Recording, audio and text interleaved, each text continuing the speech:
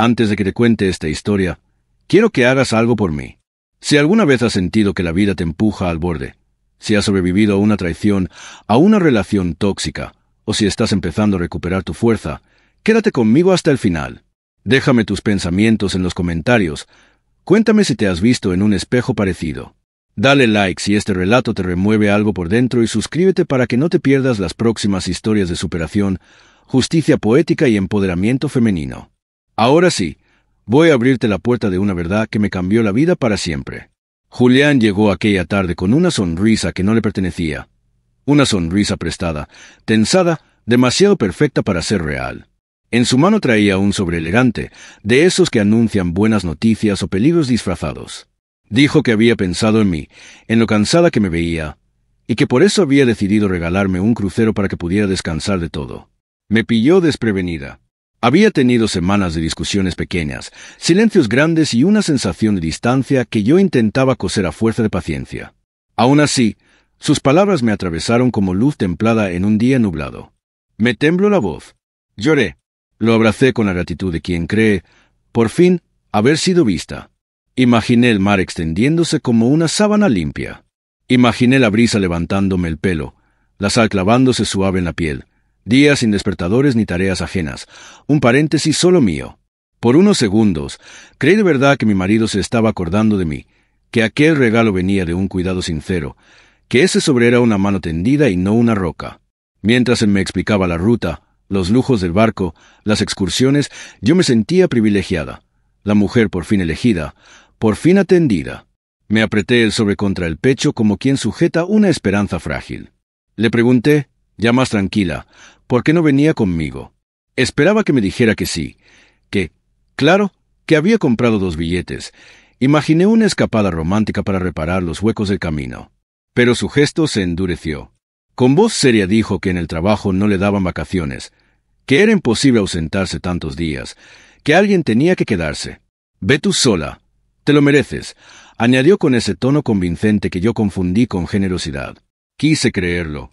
Me repetí que estaba haciendo un sacrificio por mí, que me estaba cuidando a su manera. Lo abracé otra vez y le prometí que lo extrañaría. La víspera del viaje salí de compras con la mente puesta en detalles, ropa cómoda y bonita para las noches a bordo, un perfume nuevo para sentirme distinta, algún capricho pequeño, porque pensaba que un poco de alegría sobre la piel podía curar zonas en las que no llegaba el aire. Le dije a Julián que tardaría mucho, que no me esperara a comer, que lo llamaría cuando estuviera de regreso. Fui de tienda en tienda con ese entusiasmo con el que una se viste de ilusión y se aleja del ruido, sin sospechar nada, sin imaginar que iba a regresar a una casa que sería otra. Terminé antes de lo previsto. Apenas había pasado 1 hora y ya tenía todo lo que necesitaba. Dudé entre quedarme fuera para cumplir con mi propio guión o volver a casa y sorprender a Julián con mi rapidez. Elegí volver. Nunca he decidido algo tan pequeño que cambiara tanto. Abrí la puerta con la tranquilidad de la costumbre y al cruzar el pasillo un murmullo lejano me detuvo. Era su voz. Mi corazón empezó a latir como si fuera a salírseme del cuerpo. Me acerqué sin hacer ruido. Escuché una risa suya, distinta, nerviosa, cómplice. Hablaba con alguien al teléfono. Decía frases cortas, el tono demasiado suave para ser casual, demasiado íntimo para no estar vetado. Sentí un escalofrío, una advertencia en el cuerpo entero. Pensé en dar media vuelta, en hacer ruido, en fingir que no escuchaba. Pero me quedé quieta, con la mano apretada contra la boca, pendiente de cada palabra. Lo escuché decirlo. El crucero es solo de ida.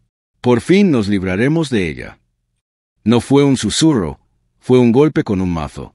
Me llevé la mano al pecho porque el dolor fue tan físico que pensé que iba a colapsar allí mismo, en ese pasillo que tantas veces recorrí sin miedo. Todo encajó de pronto. Las miradas esquivas, las noches en que llegaba tarde, los silencios largos, las excusas de trabajo que ya no tenían nombre ni rostro. No era cansancio, no era exceso de horas. Era un plan con mi nombre para desaparecer. La rabia y la desesperación se dieron la mano dentro de mí. Una parte quería entrar en el salón y gritar, arañar, romperle el teléfono y la mentira. Otra parte me obligó a quedarme en la sombra, sosteniéndome la pared como si se me fuera el suelo. Entendí que si mostraba las cartas intempestivamente, iba a perder, que si me encendía, me quedaría sin protección. Juré, ahí mismo, que no le daría ese poder, que no iba a permitir que me acorralara en su tablero, que si había sido hábil para tramar, yo iba a hacerlo para sobrevivir. Respiré hondo. Me sequé las lágrimas con la mano temblorosa, me puse una sonrisa que no me pertenecía y caminé hasta el salón. Él colgó el teléfono con una rapidez ensayada, fingiendo sorpresa. Me preguntó por qué había vuelto tan pronto. Le dije que había encontrado todo enseguida, que estaba cansada, que iba a ponerme a preparar la maleta. Lo besé en la mejilla, una coreografía extraña en una obra macabra. El resto del día lo pasé mirando sus manos, sus expresiones, sus pausas, atento a cada detalle con la precisión de quien se juega la vida. Él actuó el papel de marido atento, yo el de mujer ingenua. Por dentro, sentía un vacío que dejaba un hueco de viento, pero ya estaba pensando en cómo protegerme. Esa noche, me acosté a su lado y fingí sueño. Escuché su respiración tranquila, preguntándome cómo podía dormir quien había decidido mi final. Tuve la certeza de que si no actuaba con inteligencia, no iba a tener otra oportunidad. Al amanecer, con los ojos hinchados y un cansancio que no se arregla con café, supe que algo dentro de mí se había roto. Sí, pero también había nacido. Ya no era la mujer que se abrazó aún sobrecreyendo en un milagro. Era otra. Bajé a la cocina. Preparé el desayuno y, entre tostadas y café, vi a un desconocido sentado frente a mí. Sonreía, hablaba de cosas triviales, fingía normalidad. Yo pensaba en 3 palabras: dinero, salida, prueba. Necesitaba asegurar mi libertad antes de que él se hiciera con todo. Necesitaba una puerta por la que escapar si la casa se convertía en fuego. Fui al banco a primera hora. El aire de la sucursal olía a tinta y a posibilidad. Me senté frente al empleado con el corazón en la garganta y le pedí que retirara todo el dinero de la cuenta conjunta. Había ensayado esa frase en mi cabeza durante horas, para que mi voz no temblara. Firmé papeles. Escuché la impresora escupir recibos como amuletos. Guardé cada billete como un escudo. Salí a la calle y respiré como si el mundo fuera otro. No era solo dinero, era un salvavidas. Mi libertad en una bolsa. Cuando fue la hora de salir hacia el puerto, él insistió en acompañarme al taxi. Repartió cariño falso en gestos precisos. Me besó con una frialdad que me heló las mejillas. Yo le sonreí con una serenidad de mascarón de proa. Lo vi convencido de su victoria. Me alegró su confianza. Me estaba regalando un paso de ventaja. No tardamos en vernos en los tribunales. Frente a jueces y abogados, cada uno contó su historia. La suya hecha de excusas, la mía de pruebas internas y silencios descifrados. La ley fue clara. Los bienes se dividieron. Yo firmé con un pulso firme, con una seguridad que desconocía. Al salir del juzgado, respiré un aire distinto, más limpio. No era solo un papel. Era la confirmación de que había sobrevivido a un terremoto y estaba de pie.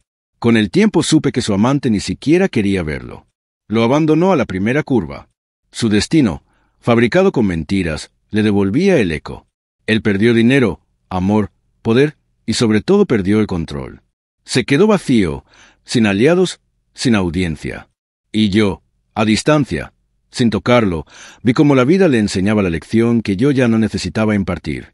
Subí al crucero con la cabeza alta y un corazón hecho pedazos. Las luces del barco brillaban, la gente reía, los altavoces anunciaban actividades. Era una fiesta que no me pertenecía. Caminé por los pasillos como quien recorre un mapa nuevo, prometiéndome que haría que aquel viaje fuese mío. Cuando el barco empezó a alejarse del muelle, me apoyé en la barandilla y dejé que el viento me pegara la cara. Cada metro de distancia alivió una cadena invisible.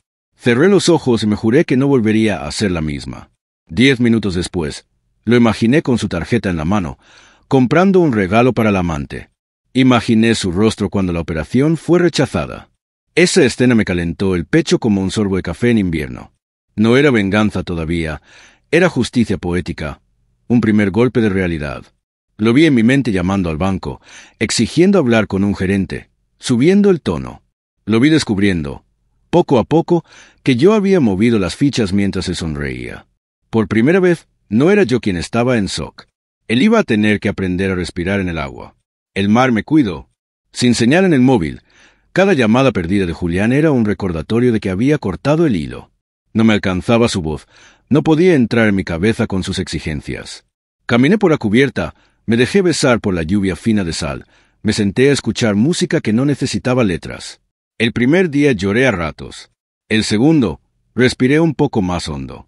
El tercero, Me sorprendí riendo con desconocidos que no sabían mi historia, que no me miraban como una víctima, que me invitaban a bailar. Descubrí que la vida seguía avanzando aunque el suelo se hubiera movido. Supe por conocidos comunes lo que ya imaginaba. Julián intentó mantener a su amante a su lado, pero sin dinero el teatro se derrumbó. Lo dejó como quien deja un mueble que ya no combina con la sala. Esa ironía me dejó un sabor amargo y justo. El hombre que compró mi billete de ida fue devuelto por la puerta trasera de su propia farsa. A mitad del viaje, en una escala, compré mi billete de vuelta con mi dinero, sin que él lo supiera. Guardé esa reserva en el bolso como se guarda un secreto luminoso. Saber que mi regreso era decisión mía me inyectó una confianza que jamás había sentido. Y, poco a poco, esa fuerza nueva tomó forma de decisiones. Comer cuando tenía hambre, dormir cuando el cansancio me pedía, decir no si no me apetecía, decir sí a escuchar mi cuerpo. Cuando regresé, Julián me esperaba en la puerta con el rostro desencajado, la postura de un hombre acorralado por su propio reflejo.